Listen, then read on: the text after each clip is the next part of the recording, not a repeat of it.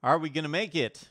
Mark Rogers TV previewing every Power 5 conference schedule in America. We're running through all the conferences and ranking them 1 through whatever, 10, 12, or 14. We're in the Big 12 right now.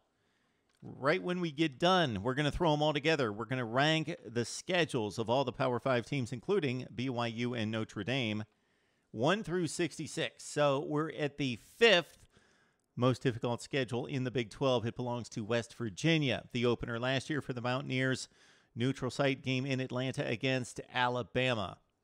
This time around, the opener September 5th against Georgia Southern, but still very formidable opponent out of the Sun Belt Conference, the champion of the Sun Belt in 2014. The other two non-conference games for the Mountaineers, Liberty and Maryland.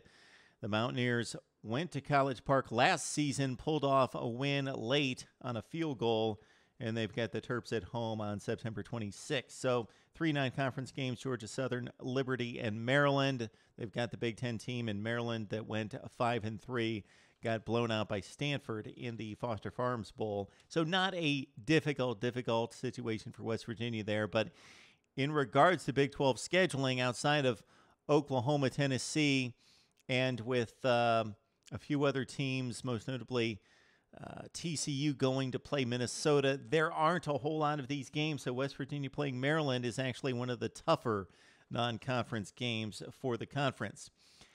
In conference, West Virginia coming off a 5-4 campaign last year looks to be about in that range on that second or third tier in the Big 12. So they have to play the tougher teams, of course, just like everybody else, but them not being one of the tougher teams has to play. Yes, once they dive into conference play, it's tough out of the gate. Oklahoma on the road, Oklahoma State at home. Then they've got back-to-back trips to Baylor and TCU. So if somehow the Mountaineers survive that with only a couple losses, then they could be in for a big year, because then it lightens up considerably from there with Texas Tech, Texas, Kansas, Iowa State, and Kansas State. So, again, we've explained with these Big 12 schedules, they're pretty cut and dry because everybody plays each other. So you could look at it one way, that everybody has the same schedule. Or you could look at it that the lesser teams have a tougher time because they've got to play the big teams, TCU, Oklahoma, Kansas State, and Baylor.